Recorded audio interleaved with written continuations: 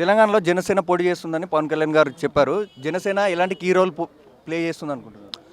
మీరు ఆల్రెడీ తెలంగాణ ప్రాంతంలో మీరు ఆల్రెడీ యూట్యూబ్ ఛానల్ లెక్క మీరు మంచి ఫేమస్. నేను కొన్ని చాలా వీడియోలు చూస్తున్నాం.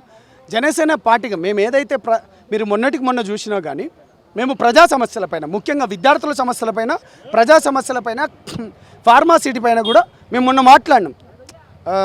ఏది ఆ పేద బిడ్డల భూములు పోతుంటే అక్కడున్న ఫార్మసిటీ భూములపైన కావచ్చు, లేకపోతే లగచర్ల భూములపైన కావచ్చు, లేకపోతే విద్యార్థుల ఉద్యోగాలపైన కావచ్చు, ఉద్యోగాలు ఇప్పటివరకు నోటిఫికేషన్ రాలేదని అనేక సందర్భాల్లో కొట్లాడడం. డెఫినెట్గా చెప్తున్నాం, మేము ముందు కూడా కొట్లాడబోతున్నామండి. అంటే ఇక్కడ కవిత మాట్లాడుతూ ఆంధ్రానే ఆడ అమరావతి కట్టుకోవడం చేత కాదు, ఇక్కడ తెలంగాణకు వచ్చి ఏం చేస్తారని మాట్లాడు. పాప మా అక్క గురించి నేనైనా మాట్లాడితే ఇంకా కాంట్రవర్సీ అవుతుంది. నేను ఒకటే చెప్తున్నా, ఫస్ట్ ఆమె మీద ఉన్న కేసులను ఒకసారి తీసుకోమని చెప్పండి.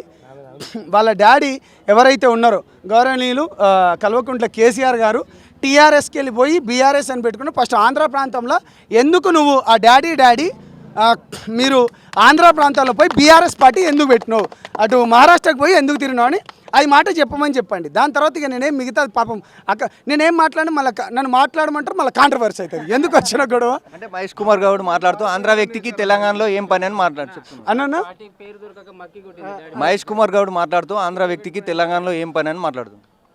ఆంధ్ర వ్యక్తికి తెలంగాణ, మరి కాంగ్రెస్ పార్టీకి ఆంధ్ర ప్రాంతంలో ఏం పని? మరి షర్మిల గారికి ఎందుకు పెట్టిండ్రు? మన రేవంత్ రెడ్డి గారు ఏ పార్టీ నుంచి ఎక్కడికి వెళ్ళి వచ్చిండు? ఆయన పుట్టుపూర్వతలు ఏంది? అతను జడ్పీటీసీ ఎక్కడికి వెళ్ళాడు? దాని తర్వాత ముఖ్యమంత్రి ఏ పార్టీలోకి వెళ్ళాడు? ఇక మాట్లాడితే మనం బొచ్చాడు మాట్లాడవచ్చు. మహేష్ కుమార్ అన్న నేనేం మాట్లాడలేనన్న, నాకు ఎందుకంటే ఇక నాకున్న ఇదే నిజాలు చెప్తా మీరు బాధపడతారు. సో నేను ఏమంటున్నానంటే తెలంగాణ ఆశయ సాధన గురించి మేము కొట్లాడతామండి. గింతే. జై తెలంగాణ.